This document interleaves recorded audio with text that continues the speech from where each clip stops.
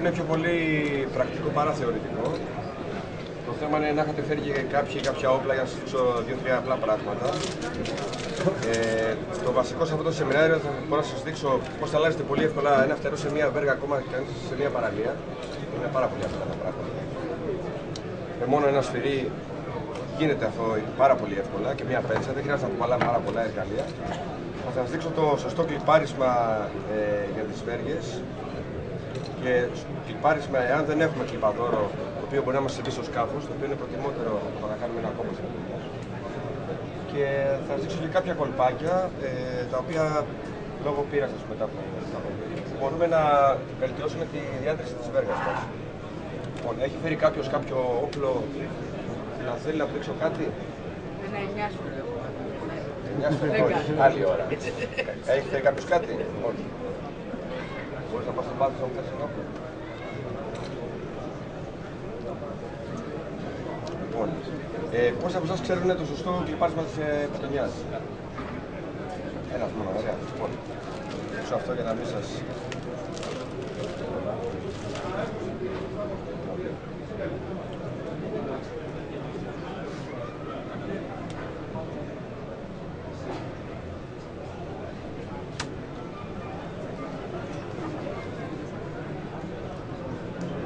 Πώς ακριβώς κλιπάρεις την πετονιά?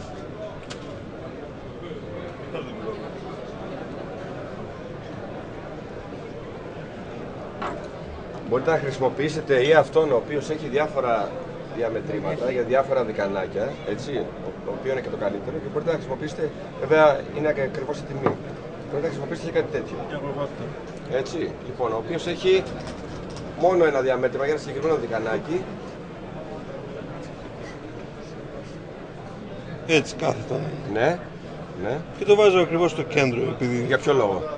Για να κάνει στις άκρες ποτηράκι, πώς το πω. Λοιπόν, να μην πληγώνει την πετονιά. Ωραία. Το πιέζουμε, παιδιά, στο κέντρο, ακριβώς. Έτσι. Να έχει δηλαδή ένα χιλιοστό πάνω και κάτω, το βλέπετε. Το πιέζουμε όλο. Για ποιο λόγο? Νικόλα.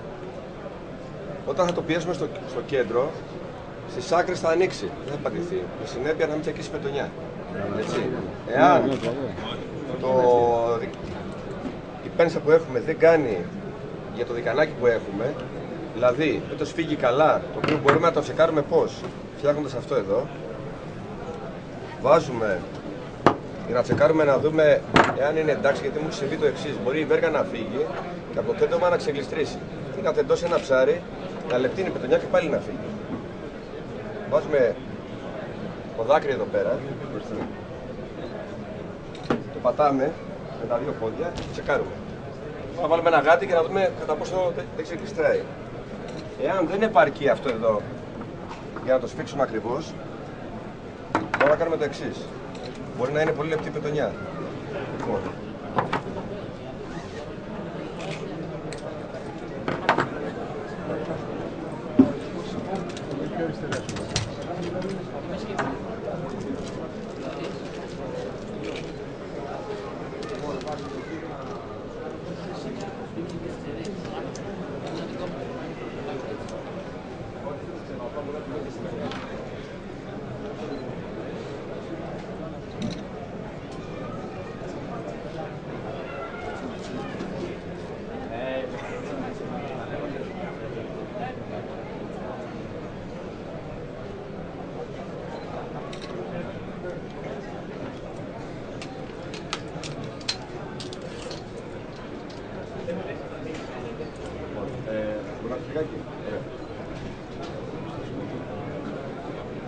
πώς θα κλείπαρεις αυτή τη βέργα?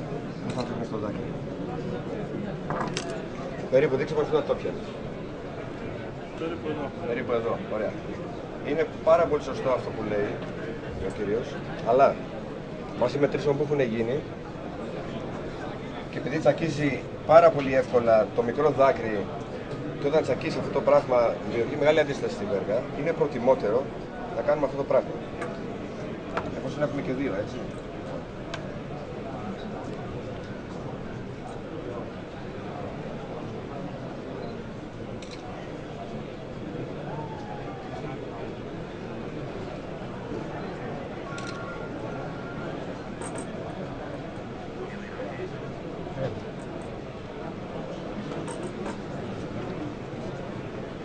Πάντα πριν κλιπάρουμε και με λιγάκι αυτό εδώ.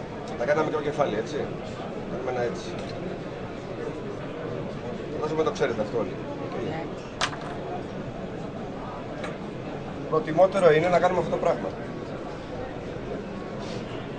Έτσι η βέργα, ειδικά στα μακριά του φέκια, πώς είναι ο χαρταετός που έχει μια ουρά και πάει σε μια συγκεκριμένη ευθεία, γιατί χωρίς ουρά δεν μπορεί να πετάξει ο χαρταετός. Κάπως έτσι δημιουργείται κάτι τέτοιο στις βέργες, το μεγάλο δάκρυ. Και στις μακρινές δουλειές έχουν καλύτερη συμβολία. Αυτό είναι εγώ συμμετρήσω, δεν σας το λέω. Δηλαδή δεν μπορείς κάτι τέτοιο να το δεις με το μάτι. Σαν φτερό δηλαδή. Πώς? Σαν φτερό στα βέλη, ξέρω. Ακριβώς. Σωστά.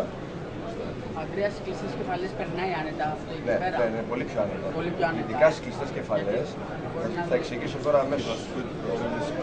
Είναι ότι όταν είναι μικρό το δάκρυ, τι γίνεται?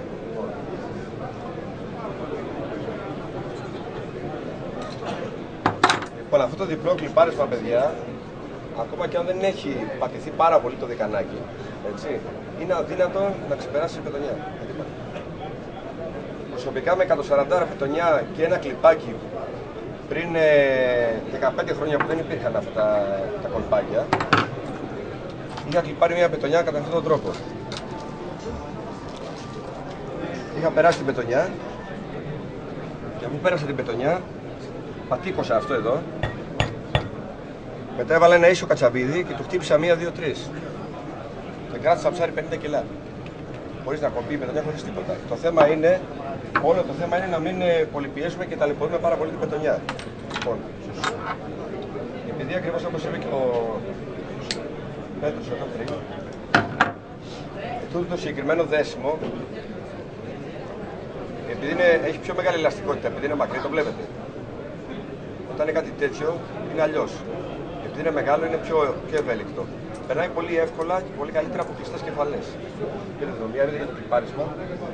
Τα δικανάγια στις άκρες δεν είναι τόσο πατικωμένα για το λόγο να μην ξεπερνάει η πετονιά.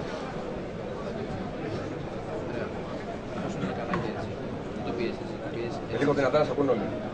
Όπως είναι το δικανάκι έτσι, το πιέζουμε έτσι, δηλαδή. Πιέζουμε στο πλάι, ναι. Εάν θέλουμε, όπως θα το πιέσουμε, ναι, με το άλλο, αυτό το εργαλείο γίνεται καλύτερα γιατί έχει διαβαθμίσεις. Εδώ γράφει ακριβώς τι χρειάζεται. Εάν θέλουμε, για ακόμα καλύτερα, αφού το πιέσουμε στο πλάι, το πιέσουμε έτσι στο πλάι, okay. Εδώ έχει κάνει κάποιες γωνίες. Μπορούμε να του κάνουμε και ένα μικρό, έτσι, ώστε να γίνει τελείως χιλινδρικό. Για να είναι ακόμα καλύτερα. Λοιπόν, από το θέμα κλιπαρίσματος έχουμε καμιά απορία, θέλετε να το ρωτήσω κάτι εγώ. Κάποιες βέργες έχουν και άλλη τρύπα μπροστά. Εδώ έχει μία αυτή η βέργα. Ωραία. Πού είναι καλύτερα να την περνάμε? Λοιπόν, είναι ανάλογα το ψάρεμα που κάνουμε, παιδιά. Αυτό είναι. Ευχαριστώ που ρώτησες. Το κλιπάρισμα όταν γίνεται εδώ πέρα δεν είναι θέμα για να με σπάνε εκοπές. Είναι θέμα το ψάρεμα που κάνουμε. Φυσικά και δεν θα σπάσουν εκοπές όταν κλιπάρουμε τη βέργα, αλλά είναι όταν ψαρεύουμε μεγάλα ψάρια που υπάρχει πιθανότητα να γίνει κοντινή του φεκιά με ένα πολύ δυνατό όπλο, να περάσει 8 βέργα και όλη η βέργα να είναι σε φτερό. Καταλάβατε? Περνάει όλη η βέργα, δεν σπάει η βέργα, ναι, γίνεται σαν ψαροπελόν ακριβώς. Και δεν σπάει η βέργα. Έτσι, ούτε σπάνε τα φτερά. Αλλά εάν με το συγκεκριμένο του φέκι ρίξουμε σε μια τρύπα, επειδή θα τραβάμε από εδώ, με το που βρει η ουρά κάπου, τη χάσαμε την βέργα. Δεν βγαίνει ποτέ. Δεν γίνεται. Γι' αυτό όταν είναι ψάρια τρύπας, δένουμε πάντα αυτή την ουρά. Το θέμα ποιο είναι, ότι οι βέργες που σπάνε πιο εύκολα, εγώ χρησιμοποιώ πάντα βέργες με κοπές, για το λόγο ότι καταρχήν με βολεύουν, έχω κλειστές κεφαλές πάντα και κατά δεύτερον πιστεύω ότι τραβάνε καλύτερα γιατί είναι στο κέντρο της βέργας η δύναμη. Δεν είναι από πάνω, δεν ξέρω αν καταλαβαίνετε τι λέω. Είναι αλλιώς δηλαδή αυτό το πραγματάκι, άμα το σέρνω από εδώ, και αλλιώς από εδώ. Πιο πολύ δύναμη μπορώ να βάλω εδώ από ότι εδώ. Λοιπόν, απλά όσοι ψαρεύετε τρύπα, δίνετε απλά εδώ τη βέργα. Να ρωτήσω κάτι ακόμα. Ναι. Πάνω στο πλοίο. Ναι. Υπάρχει κάποια διαφορά στη βολή, αν δηλαδή βάλω στη μεσαία τρύπα, το κλιπάρω. Μπορεί δηλαδή να μου περάσει την βολή, την ευθυμβολία? Κοίταξε, αυτό το πράγμα υπάρχει. Αλλά είναι τόσο μικρές οι διαφορές που δεν μπορεί να ζήσεις το μάτι. Είναι πάρα πολύ δύσκολο να ζήσεις το μάτι. Πρώτον. Δεύτερον, οι βέργες που σπάνε πιο εύκολα είναι χοντρές. Ξέρετε αυτό? Αυτό είναι το ξερκανί σας. Νομίζω ότι οι ψηλές πάνε πιο εύκολα. Λοιπόν, ας πω ένα απλό παράδειγμα. Αν σε αυτή τη βέργα δέσω αυτό εδώ που είναι 5 κιλά στην άκρη και την κουνήσω, θα σπάσει. Και ποιο λόγο ότι θα υπάρξει αδράνεια, θα έχει πολύ βάρος στην άκρη και θα σπάσει. Λοιπόν, έτσι λοιπόν, μια βαριά βέργα, η οποία θα είναι εδώ το ψάρι και θα χτυπιέται και θα τραβάμε μέσα από εδώ, επειδή έχει μεγαλύτερη αδράνεια και έχει μάζα, θα λυγίσει πιο εύκολα. Παρότι είναι πιο χοντρή. Έτσι. Λοιπόν, προσωπικά πιο εύκολα μου έχουν σπάσει οι 7 βέργες, παλιά που χρησιμοποιούσα, παρά οι ψηλές. Οι ψηλές θα το τρυπήσουν το ψάρι. Άμα είναι σχετικά κοντινή του φεγγιά, θα το τρυπήσει το ψάρι. Όλα τα ψάρια, το σουβλάκι θα τα κάνουν. Είναι το θέμα κατά πόσο τροχισμένες είναι οι βέργες, παιδιά.